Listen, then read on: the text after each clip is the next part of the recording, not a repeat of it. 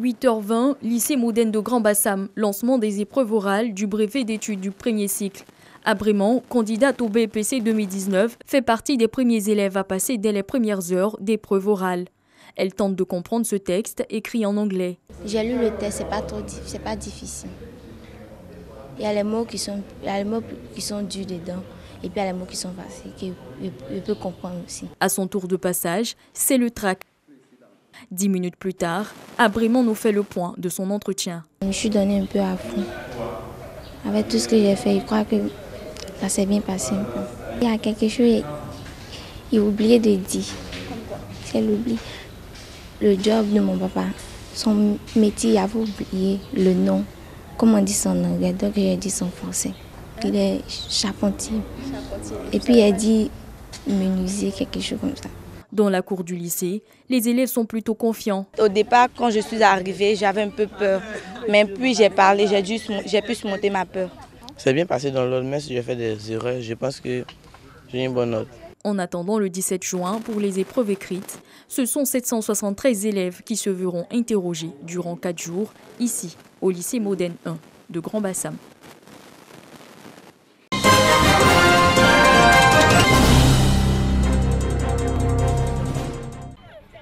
Les femmes de la commune de Yopougon décidées à occuper entièrement leur place dans la commune. Elles refusent désormais d'être reléguées au second plan. Et puis, arrivées, elles se sont donné les moyens. Unies au sein d'une fédération exerçant pour la plupart dans le secteur informel, ces femmes s'engagent à lutter efficacement contre la pauvreté. Nous, on vend, tout le monde mange, mais on n'est pas considéré. Parce que les femmes ont besoin de soutien. Beaucoup n'ont pas de moyens. Donc c'est pour cela nous tous on s'est mis ensemble. Nous félicitons Monsieur le maire parce qu'il nous a fait un grand marché où nous travaillons vraiment en Europe. Nous faisons tout là-bas. Et je tiens à le féliciter aussi parce que nous les femmes de Yopougon, il nous rend autonomes. Des messages qui rencontrent l'adhésion totale du maire de la commune de Yopougon. Nous menons des actions en permanence pour l'alphabétisation et l'autonomisation de la femme. Et ces actions-là rentrent également dans le cadre du programme social du gouvernement. Et nous, en tant que collectivité décentralisée, nous sommes inscrits entièrement dans ce programme et nous menons nos actions donc pour le développement et l'autonomisation de la femme. Le maire Gilbert Kafana Koné n'est pas venu à cette rencontre les mains vides.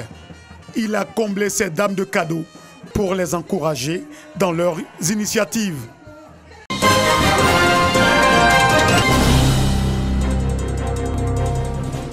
Dadier, il est venu me dire les raisons pour lesquelles on faisait appel à moi. Il voulait l'unité minimum au départ. C'est l'une des interventions mémorables de Félix Houphouët-Boigny, qui caractérise l'engagement politique de l'homme habité par la vision d'une société développée où l'on vit en paix.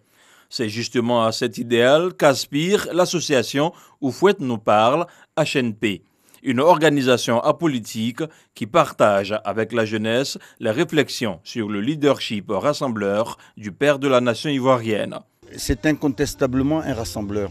C'est quelqu'un qui savait travailler avec toutes les composantes de la société et il savait très bien positionner le pays à l'international. C'est ce secret-là que nous voulons partager pour pouvoir construire la Côte d'Ivoire, pour pouvoir faire de la Côte d'Ivoire le pays leader que notre président Houphouët a toujours souhaité, c'est de tirer profit de nos différentes ethnies, de nos différentes positions sociales, parce que c'est ce qui fait la force de la Côte d'Ivoire. Des privilégiés qui ont côtoyé Houphouët-Boigny, il était un homme qui construisait la réussite, témoigne ici la fille d'Amadou Ampateba. J'ai eu la chance moi-même de bénéficier de la proximité avec le président Félix Houphouët-Boigny qui a payé mes études au Canada. Amadou Ampateba et Houphouët se sont rencontrés en 1946 et donc ils étaient des amis.